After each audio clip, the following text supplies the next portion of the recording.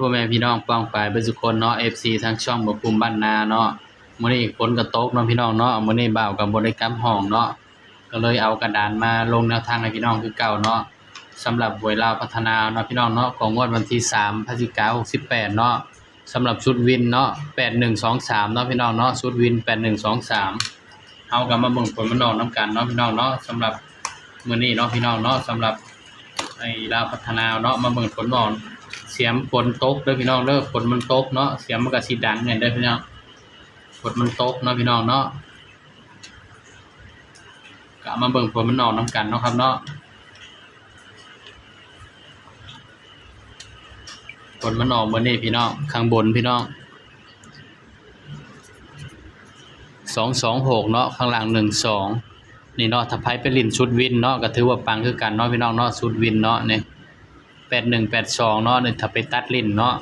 ก็ถือว่าปังเนาะสำหรับชุดวินเฮาก็เนาะพี่น้องเนาะนอก81226เนาะพี่น้องเนาะก็ถือว่าปังเนาะพี่น้องเนาะหวยลาวอยู่นี่มันเป็นบ้าบ่เนาะพี่น้องเนาะ25แล้วก็มา26เนาะนี่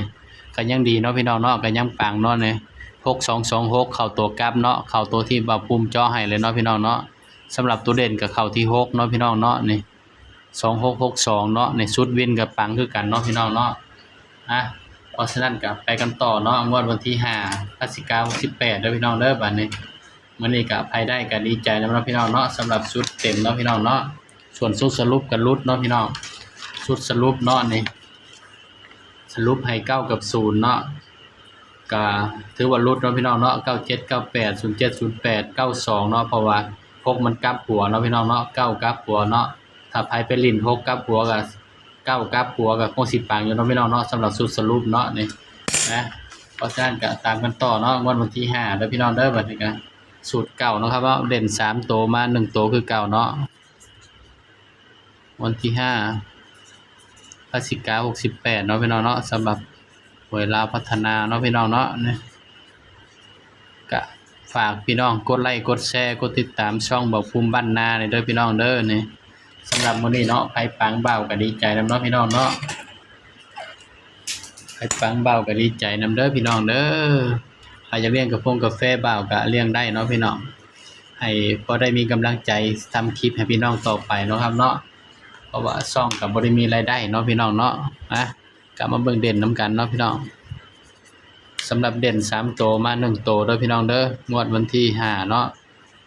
สำหรับตัวเด่นเนาะพี่น้อง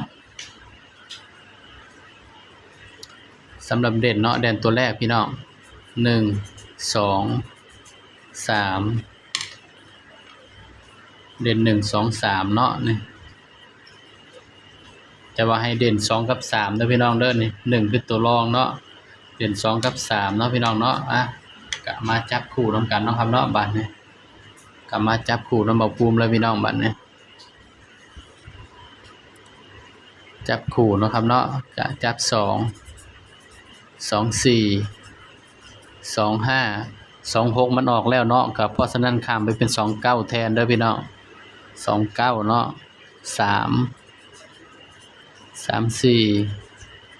36ข้าม35เนาะแบบ1บัดนี้14 15 16นี่ก็คือแนวทางเนาะสำหรับลาวพัฒนาเนาะพี่น้องเนาะของงวดวันที่5เด้อครับเด้อนี่เนาะสำหรับเด่นก็ให้เด่น2กับ5เนาะ2กับ3พี่น้องขออภัยนี่เนาะมักก็ตามเนาะบ่มักก็เลื่อนผ่านเด้อครับเด้อตัวเลขก็ให้เพื่อเป็นแนวทางเท่านั้นเนาะครับเนาะมีเข้ามีหลุดเนาะพี่น้องเนาะมักก็ต่างๆบ่มักก็เลื่อนผ่านเนาะครับเนาะบ่าวก็ให้เพื่อเป็นแนวทางเท่านั้นเนาะครับเนาะ